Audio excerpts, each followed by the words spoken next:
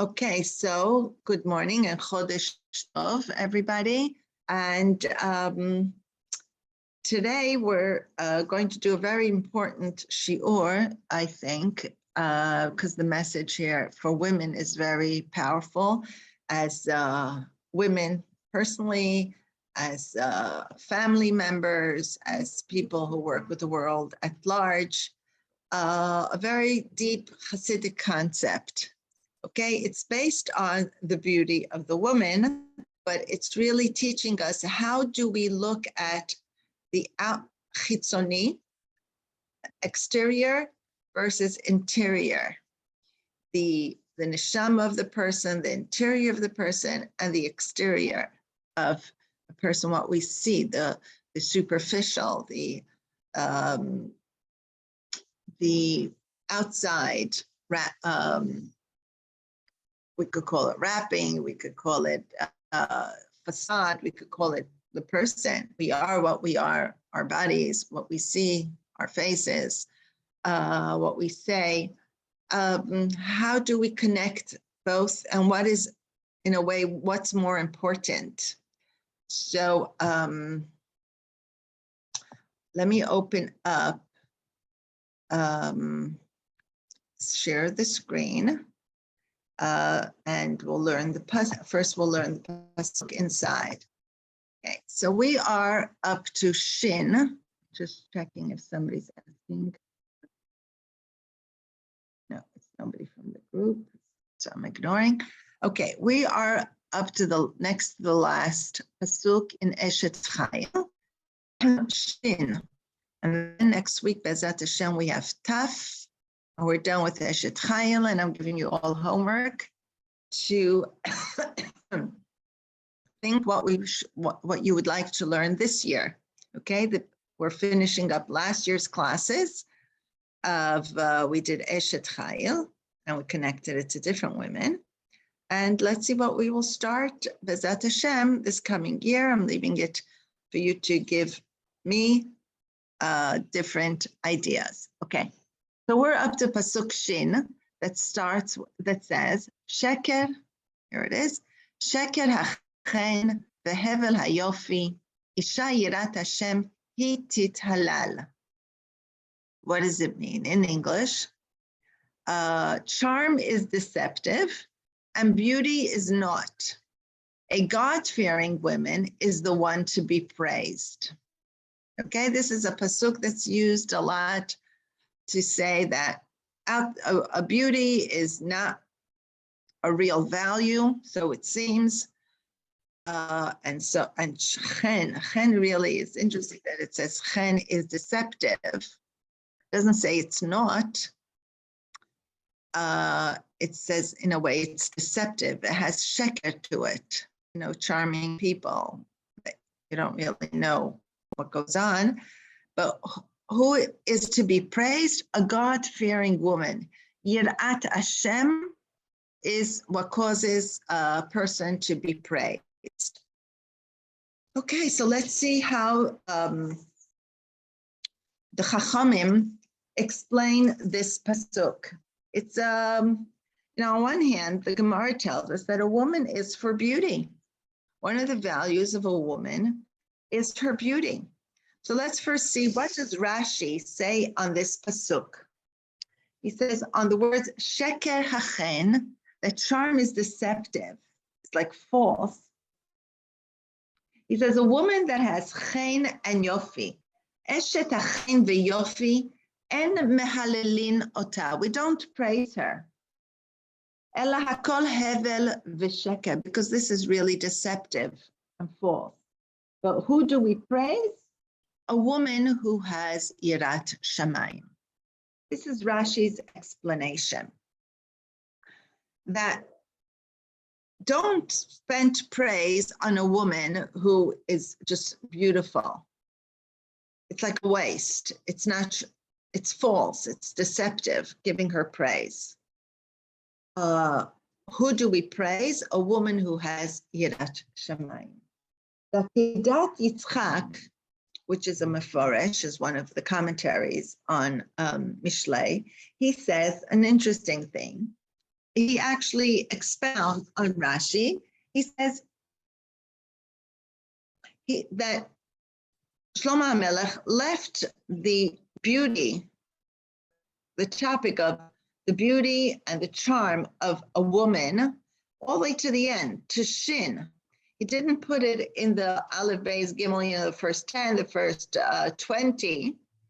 He actually left it for the last two, next to the last, to discuss a woman's beauty, which is interesting. This is actually the first thing you see. That's always the thing, that external is what you see first. And then we're already judgmental. We already form an opinion. When you see something, you first see the exterior, and then it's hard to get past to go look into the interior. And this is the falseness of the whole world. Hashem put in front of us, we just did Parshat Bereshit, that at first they saw the tree, right? And you had to go past what you see. Olam, from the word he'elem, because it hides really the interior. And we see first the exterior, and the exterior is very inciting. It's very exciting. It's very moshech, like we say, it pulls you. You know, you like to see beautiful things, and we judge of what you see, and what our eyes. That's what we say every day in Kriyat Shema. Lo taturu acharei levavchem v'acharei einechem. Don't go after your heart and after your eyes, because our eyes see first the exterior. And sometimes we wish that Hashem would do it the other way around. First, you see the interior.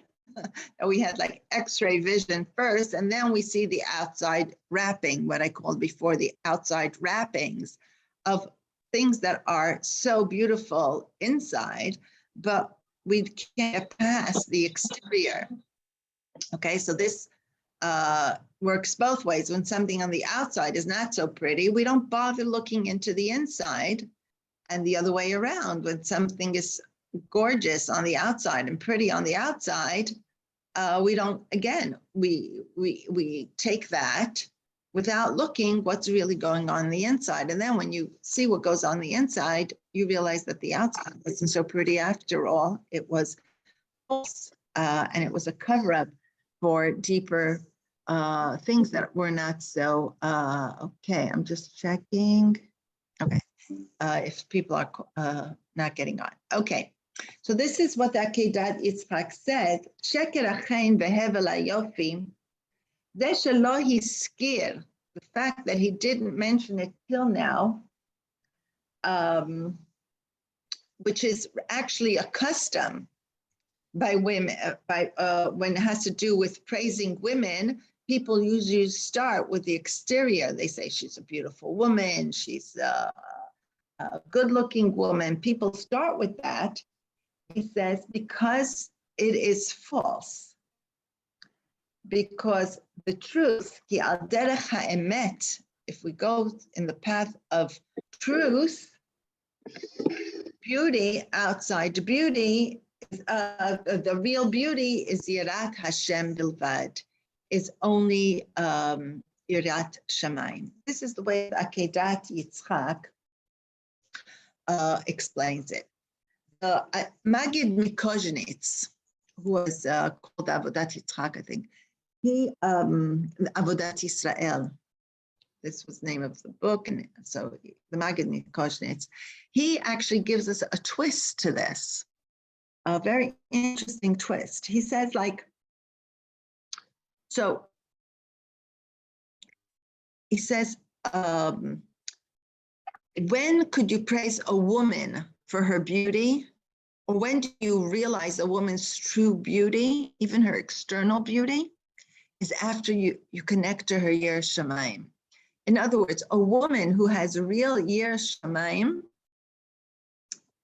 then you could say she's beautiful on the outside too. He says, when it's just on its own, it's sheker and hevel. Hevel means not, nothing. Okay?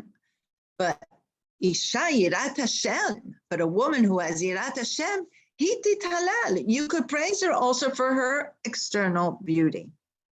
a woman who has a Yiras Hashem, an internal beauty, then you could also praise her for the external beauty. But a woman that has only external beauty, you can't even praise her for that.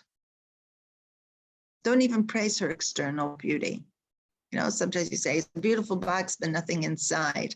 So here it's saying, don't even say it's a beautiful box, because it's really, even the beauty of the box isn't true beauty if it's empty inside.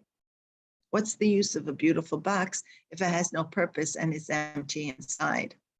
Okay, and this is how he explains, because we could ask the question, when we look in the Torah tells us that Sarah was beautiful.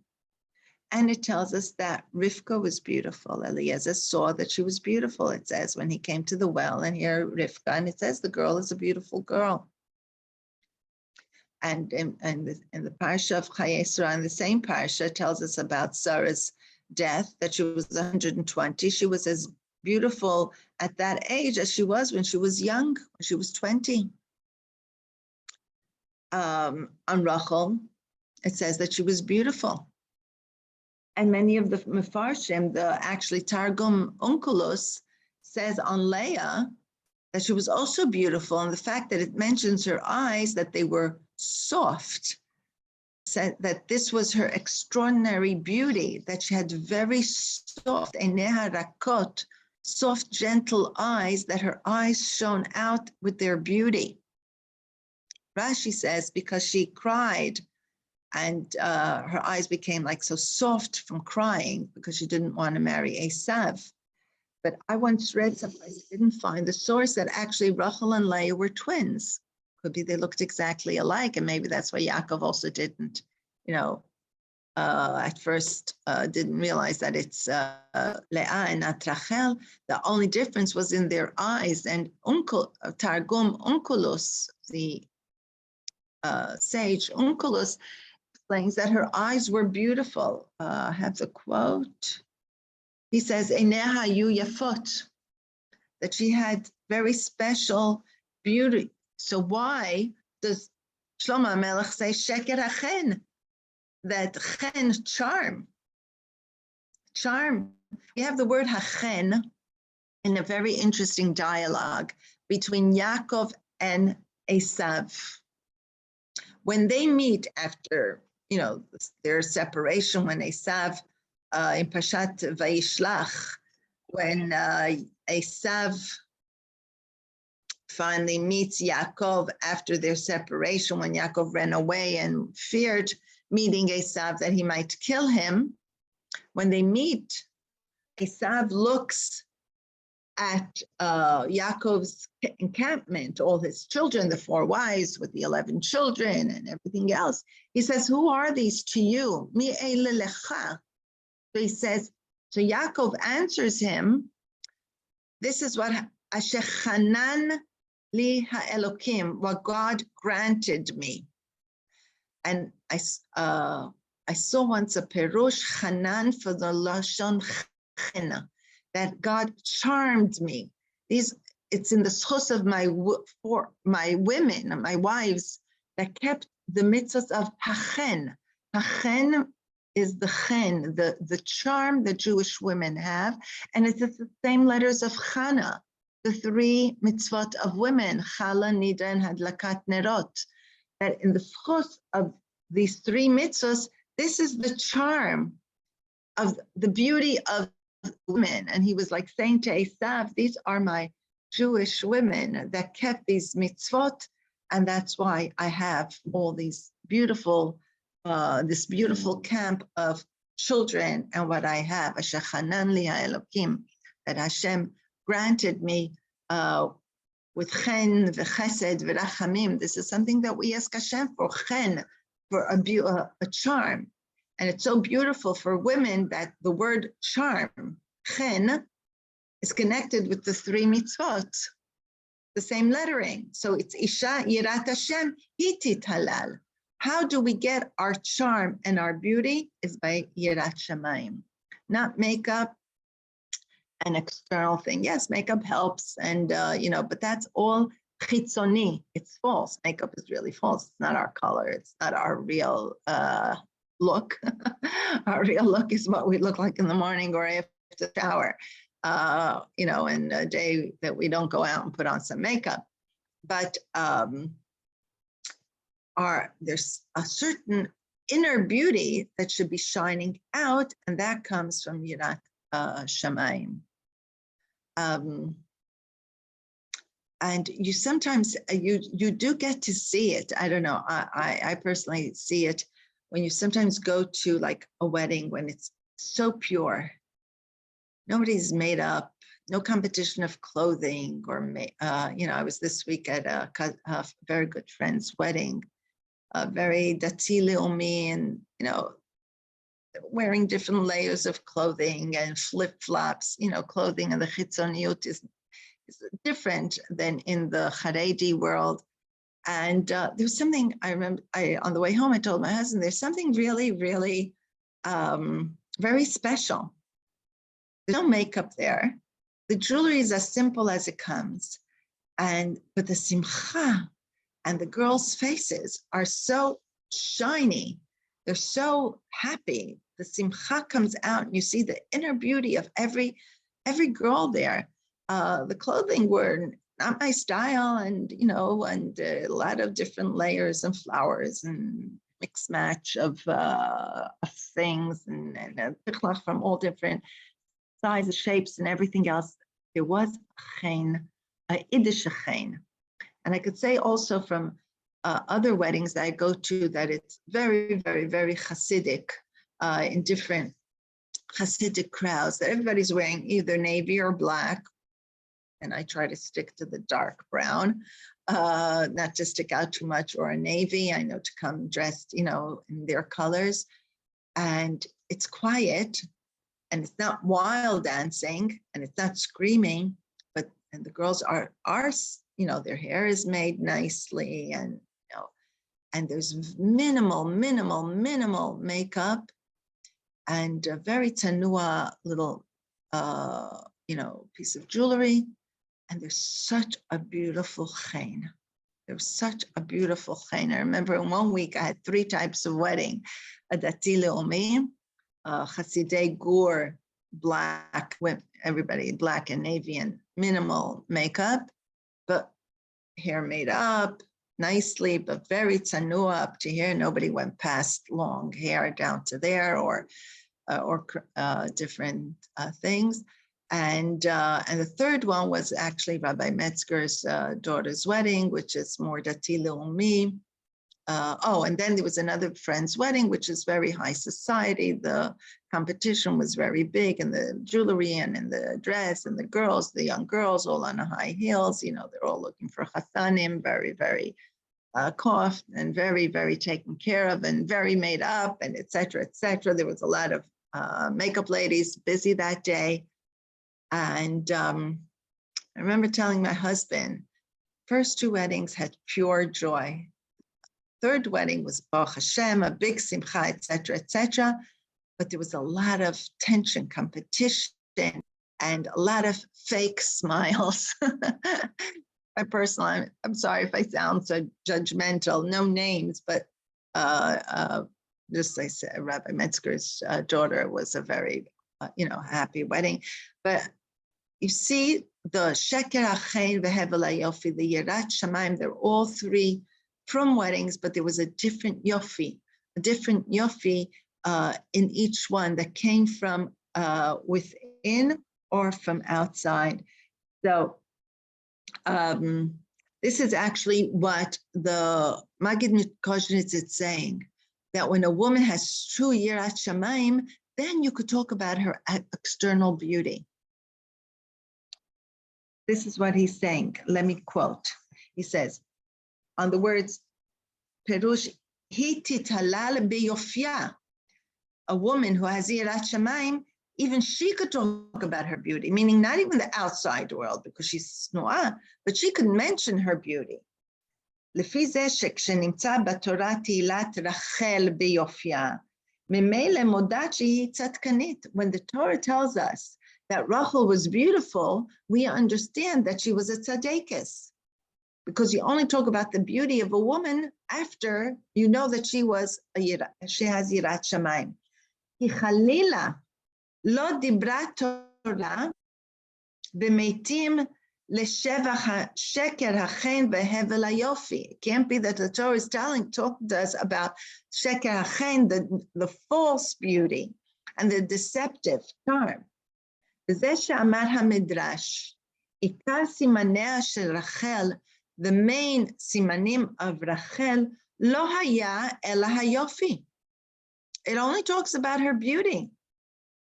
ומתהילת הכתוב את יופייה מודעת צדקתה. And by the fact that it talks about her beauty, then we know what a great tzaddik it is. She is. Next week, בהשגחה פרטית, we will be commemorating Rachel Imenu's yahrzeit on Yud Aleph Cheshvan. Okay. So from the words, in a way, we could say it's not so clear. So do we talk about a woman's beauty or we don't talk about a woman's beauty? So what he's saying is you could talk about a woman's beauty when it's real, not fake. It's like talking about a woman. Let's take the example of color. We could get color from food coloring, drink a cup of orange food coloring, or you could drink a cup of orange juice. They're both the same color, but this is fake and this is real. So what he's saying is you could talk about a woman's beauty, or the Torah talks, when the Torah talks about a woman's beauty, it's talking about real beauty. We see it by Esther Malka. You read in the Megillah, the women spent 6 months beautifying themselves. They were spent like 12 months in soaking in, they were probably marinated by the time they came to it, soaking in different oils and different cosmetics, essential oil and natural oil. They didn't have all, the chemicals that they have now, but which was even better. Still, this was a very important part of their preparation to go to the king, the external. But when the Torah talks, it's something from internal. We see that Esther did not join that whole masquerade party. It says that she didn't ask for anything. She just spent that time waiting, but she did not spend the time beautifying herself externally, because she realized it's something from internal that, and then it says that Esther motzet chen, the word chen again. She found charm in the eyes of everybody. It says ve'enei kol ro'eha, all those who saw her. So it wasn't thanks to the 12 months of preparation. It was something internal that shined out. Okay. All right. I'd like to share a story here of maybe do you mind if I stop sharing? Okay, so we could see each other. Okay. A story of the what's she called? Beauty queen, Malkat HaYofi of Israel, who came to the Rebbe for dollars. Okay, it made noise here in Israel, it caused a ripple in the frum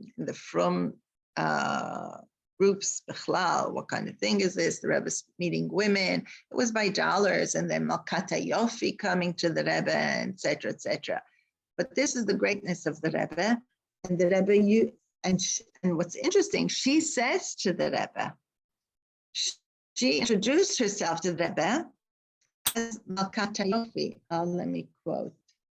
It was Pesach Sheni, Tafshin Nun Aleph. Her name is Midi Goldfarb. She was Malkat HaYofi. And she says to the Rebbe, Ani Malkat Hayofi Shel Yisrael. Ani Mevakeshet Bracha. I am the beauty queen of Israel, and I'm asking for a bracha. And she asked the bracha to get married quickly. And the Rebbe answered her, Bracha v'hatzlacha. And then the Rebbe told her, it's written in Tanakh, and the Rebbe quoted this pasuk, Sheker hayofi, that beauty is deceptive. But the Rebbe says, the continuation of the verse is Isha yirat Hashem hititalal. A true God-fearing woman, she will be praised. Okay, so let's think about it. Beauty pageant, beauty competition. It's all based on how many points you get, how many people praise you, how good you are. So the Rebbe says to her, our mefarshim say, our sages say, if a woman has zirat shamayim, she then could use her beauty for beautiful things in the Torah and mitzvahs. Meaning the Rebbe wasn't telling her, your beauty is nothing. He's telling her, if you have Yirat Shamayim, then you could use your beauty for Yirat Shamayim, for Torah and mitzvahs. And the Rebbe said to her, share it with your friends. You know, she was together with all those competitors, her friends. Share it with your friends. Lazganiot, for the all those that competed, and all those that participated, that our beauty should be used for Yirat Shamayim and for Torah and mitzvahs. I think it's such a beautiful lesson.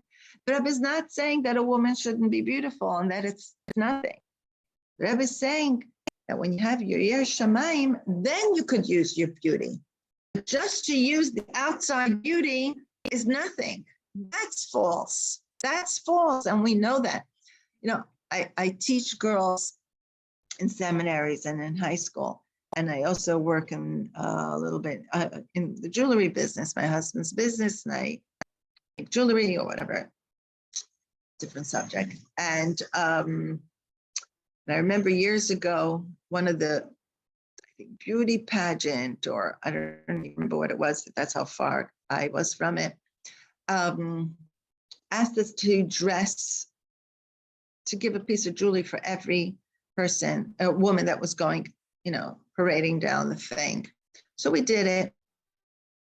I spent a day with one of my daughters in a big tent, which was the dressing room of all the participants. I came home, I think I cried for a week or a month. It was such a traumatic experience. Number one, they're really treated like flesh. The girls were there being pushed. There was no air conditioning. There was barely drinks. Everybody undressed. Men, I can't say from what gender, but they were supposedly men, dressing them, pushing them around, dressing them, undressing them, stand like this, pulling their hair, putting on their makeup. The girls were undernourished, underfed, skin and bones. My daughter, who was a little more knowledgeable, I didn't know who these girls are. She was saying, Mommy, this is Malkat Hayofi of this year. This is Malkat Hayofi from there. Wow, she's this famous woman. And I said to her, look how they're being treated. They're like flesh. They're like pieces of I felt like taking all these girls and saying, Banot yikarot, dear girls, you are Hashem's children. You have so much in you. I was crying. You have so much in you. To some girls I spoke, I said, you should be treated like this. You're such a beautiful girl from within. You know, and you know what? They go up for a split second, they go down, up and down, and spend a whole day sitting in a hot tent. And for my daughter, Baruch Hashem was a Chassidish girl, but it gave her something. She goes, Ashreinu matov chalkeinu. She goes, all the other kids are dying to get to where these girls are. Why don't these girls go out and say the truth? And nobody looks at them really. All they do is look at their face and their body. And, the men didn't even look at the face, the body, because most of them were not interested in women, I guess. It was a horrible experience, and I'm sorry I'm sharing it with you, but I saw it in my own eyes. Hasheker, hachen, vehevel hayofi. And I work in the jewelry business, meaning it's things of yofi, of aesthetica, to make a woman look pretty, to make a woman look good, to make her feel good. It's a gift. The Torah talks about the gifts, that Rivka Imenu got from Eliezer, by the gifts is something that is a thing to give a woman a gift, a beautiful gift, and the beauty of our imahot, but it's talking about something from within, and then you could talk about her external beauty. And what we understand, the Magid Mikoshnitz, that when the Torah tells us about the beauty of the imahot, we realize then what great tzadikot they are. Because only if she's a tzaddikus will we talk about her external beauty. It works the other way around. I hope I was clear in that point. And really in Chassidus, we discuss this internal beauty and the external beauty. So sometimes, when I teach in SEM, I had it yesterday, teach one of the SEMs, the girl says, oh, is external more important than internal? Are people judgmental? And I was saying both are important. And the pnim, what's internal, should be seen on the outside. The Yirat Shamayim should be seen on the tznius, on the food we eat, the way we speak, what we're involved with. Because, the youth, they say, don't judge me by my little skirt. Don't judge me by this, and don't judge me by that. Right? We shouldn't judge the external. The external is the first thing we see first. So Chassidus discusses a lot pnimi and chitzoni. So Chabad is known always as Chabad. One of our mottos is Doresh Pnimiyut. How do you say Doresh? Demands. Demands, yes. Thank you. Demands Pnimiyut. Whereas other Chassidus is a lot of chitzoniyut. That's why I sometimes meet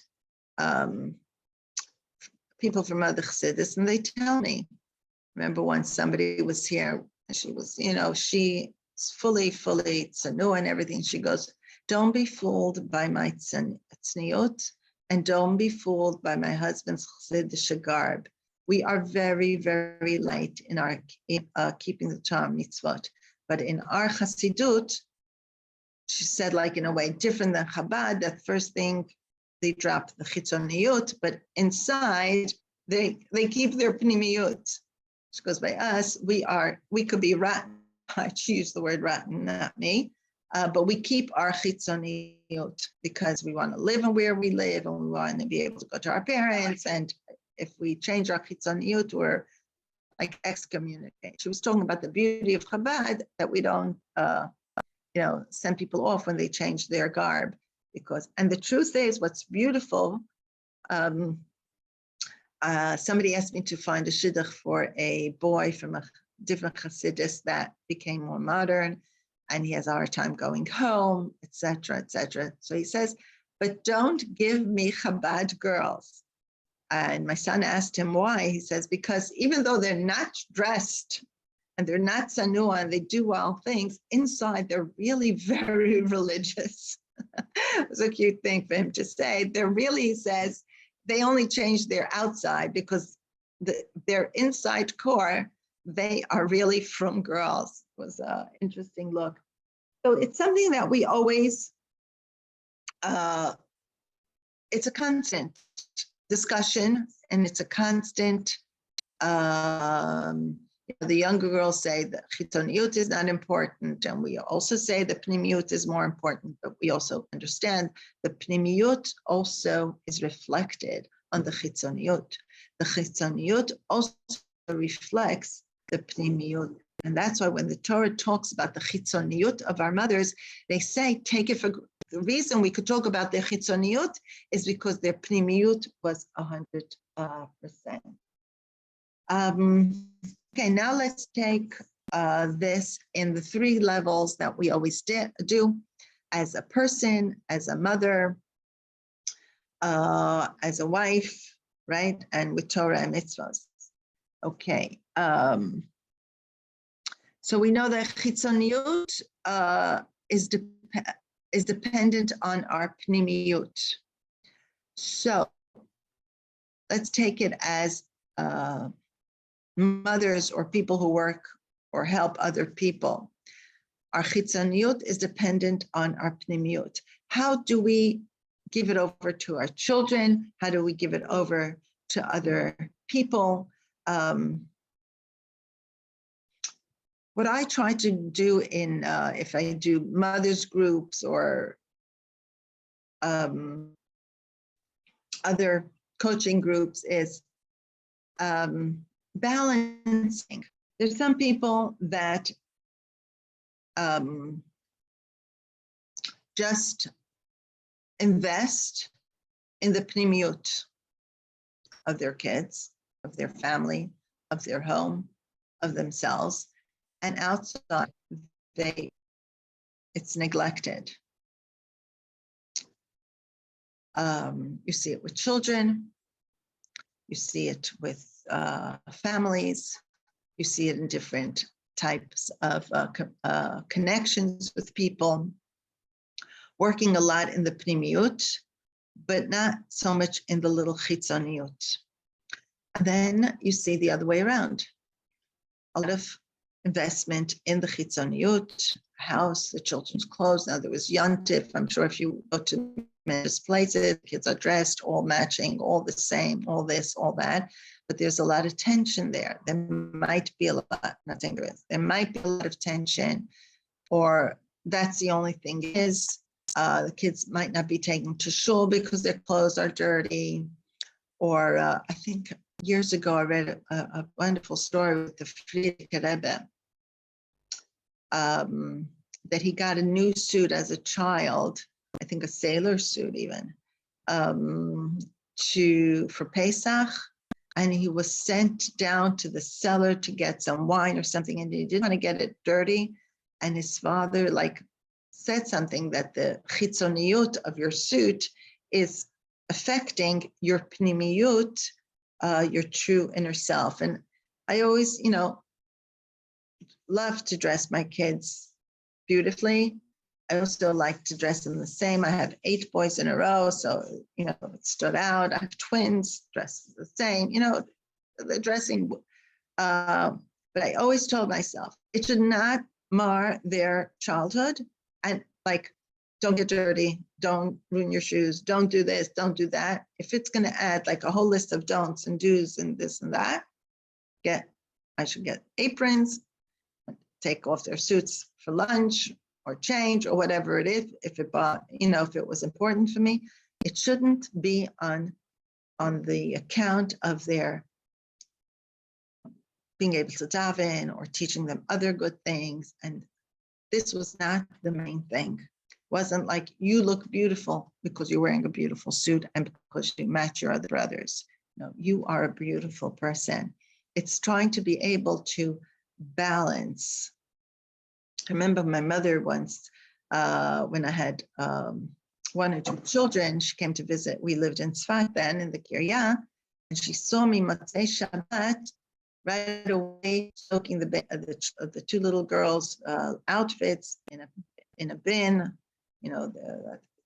45 years ago, we didn't have all the things that we had now, and the hot water was used for that, and I'm scrubbing it. She said, the kids' clothes are going to outlast your hands and your back. First, you take care of your back, your hands, yourself, and then you take care of the kids' dresses. She goes, you could be organized, Friday, make sure that they eat with an apron or whatever it is, but don't become a slave to the external. And my mother has a beautiful house and we like beautiful things, but not to become a slave. And I work on it. I know I work on it because I have grandchildren coming here, jumping all over, it's different generation. No is not a no, and touching is not touching. And, vases that lasted 45 years with 9 boys are disappearing with 1 grandchild or 2. Things of value are different nowadays. So instead of spending my time saying, no, no, no, I'm putting these things away so they don't get ruined and destroyed. But because I want them to have a good time here. But I also want them to see a nice home. So I try to balance it of putting away things, keeping things neat, making a seder, and having a good time. The balance of the chitzoniyut and the pnimiyut. So when girls ask me in SEM and other things and saying, oh, don't judge it by the outside, I say, you know what? The outside is also important. And they say, oh, the inside, as long as I do chitas rambam. And I said, and what? And your inside is not important? Your internal life is not important? Who you really are inside is not important? Of course it is. Let us see it. Drop this stuff outside and let me get through a little bit to the real you, who you are. And sometimes as a teacher, you see a girl has a tough outside, you should realize that inside there's something very, very, very special. We just, because it's so special, it has such a thick wall that we have to get through to get to that. And not to drop the one versus the other. This is really what it's telling us. Don't drop, but first should come, a Jew should first see the internal and then the external. The world works the other way around. First the internal. I do shidduchim. Unfortunately, the external became so important. The pictures, the size. I don't like the picture, not my coloring, not my style. I want somebody fair. I want somebody dark. I don't want a beard. I don't want a this. I don't want a that. He doesn't look my style. He's an inch shorter than me. He's a half a centimeter taller than me. All these externalities is so painful because it's not letting people meet and seeing the beauty of the other person. One of my daughters was once called about her friend by somebody who was looking into her friend for a shidduch. And I was in the kitchen. I heard my friend saying, oh, yes, she's a beautiful girl. Yes. And when she hung up, I said to my daughter, why do you say she's a beautiful girl? You know, she's not really. She goes, what do you mean she's not really? I said, she's average in her, I wouldn't say to somebody else, and I would have used other words, but to say she's beautiful, you're really exaggerating. She goes, Mom, how can you say she's not beautiful? I think she's beautiful. I said, okay, so good that you didn't call your friend's mother, that lady didn't call me, because I would say she's average, nice, would never use the word beautiful. Okay. Anyway, the girl got married, Baruch Hashem, to that boy. My daughter was chutzlaritz. After a few years, she came back and she met her friend again, and they stayed in contact, and they're really good friends. And she came to the house, and my daughter says to me, I remember that conversation, and you told me that why did I call her beautiful? I see now what you mean. She's still that girl, but if I wouldn't know her depth, and if I wouldn't see the depth in her face and her, like I did, I saw the depth in her face, so to me she was beautiful. But now I looked at her trying to figure out what you say. I see actually she's really average looking. But the truth is, she's really beautiful. So it was interesting that when you know a person, that person becomes beautiful in your eyes. And that's how we have to balance with the kids. That's with kids, with marriage. with all our relationships with other people, to first see their beauty of the inside, and then a lot of other things will fall into place. Now, the third level we said is with Torah mitzvahs. Torah mitzvahs, there's a very interesting concept that we all know is called Kiddush Hashem. What is Kiddush Hashem? Kiddush Hashem is sanctifying God's name. And people, when they talk about Kiddush Hashem, they think it's jumping off the roof, Chanan Shiva Baneha, or, acquisition and other things. Kiddush Hashem, according to Masechtas Yuma, explains it in a, thank you, Shimonit, explains it on a different level. Talks about our behavior, not dying for Hashem, but living with Kiddush Hashem. And I'd like to read from the Masechta, okay? It asks the question, Ma hakavana chilul Hashem? What does it mean, chilul Hashem? Chilul Hashem is the opposite of Kiddush Hashem. It's when we make chilul, halal, vacant, we push Hashem away. It says, V'ahavta et Hashem Elokecha, sheyesh Shem shamayim mitahev al yadecha. What does it mean, V'ahavta et Hashem Elokecha? It means, he says, when we cause Hashem's name to be liked through you. Sheyeh koreh v'shoneh u'meshamesh tamidei chachamim. How do we do it? If by serving Talmidei Chachamim, v'yeh masa'o matano benachat im habriot, or we do business properly with people. So what do the people say? Ma habriot omrot alav. What do people say on him? Ashrei aviv shelimdo Torah. Great are his parents that taught him Torah. Ashrei rabo. Great is his teacher who taught him Torah. Oy lahem labriot shelo lamdu Torah. Woe is to those that didn't learn Torah. Ploni shelamdo Torah. This person who learned Torah, ra'u kama na'im dachav. Look how beautiful his ways are. Look how sweet his deeds are. Alav hakatuv, on him, it's written, Yomer li eved ata Yisrael asher becha etfaer. You are my servant because through you I am praised. Meaning this person's deeds caused people to praise his teacher. Say, look, he taught him Torah. Caused to praise his parents. It's the deeds caused Kiddush Hashem. And he continues, אבל מי שקורא ושונה ומשמש תלמידי חכם, ואין מסעו ומתנו באמונה. But a person who serves his teacher, his rabbi, but he is not trustworthy in his business ways. ואין דיבורו בנחת עם הבריות, and he doesn't speak nicely to people. What do people talk about him?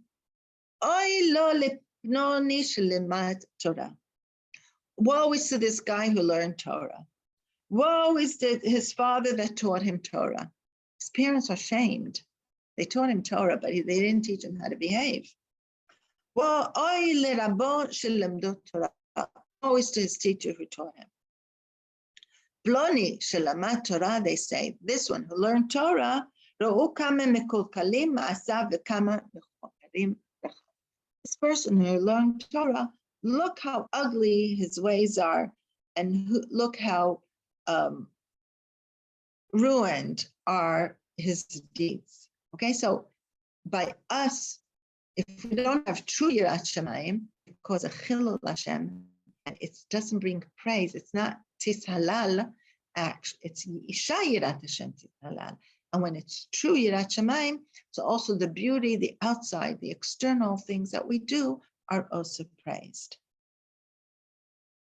I just want to finish. It's a cute thing because it connects to the bchirot. I'm not saying to vote for Bibi, don't worry, but it's a story about Bibi and the Rebbe.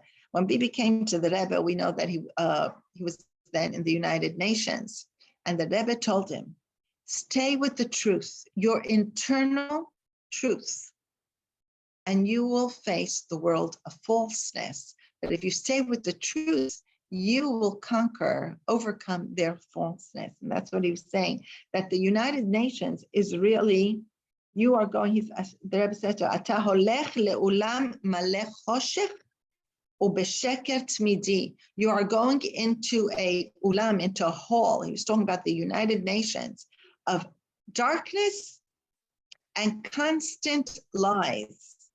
Tafkidcha, your job, the Rebbe said to Bibi Netanyahu, to light a candle of truth. Ladlik ner katan shel emet.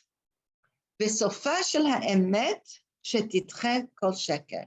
The end of truth is that it'll push away all falsity. Kach, the Rebbe tells him, ishtadel, he tried to do this when he was in the United Nations and then as Prime Minister. Okay. I'm not saying that he still does it. I'm not going to be politically correct and not talk anything about elections, but I'm just using the words what the Rebbe told Bibi Netanyahu. Stick to the truth, your internal truth, and it will shine out and outshine all the falsity of the world. And I think this is what a woman could personify, bring out to the world an inner beauty, and it shines out on her face and on her mannerism and everything that she does, and that brings a true Kiddush Hashem. Okay, that's for today. Thank you so much. You're very welcome. Bezat Hashem, we'll meet next week, the day after elections. We'll be smarter then. Right. Okay, we'll be over. Thank you. You're welcome. Bye. Have a great day, everybody. Have a great week. Thank you.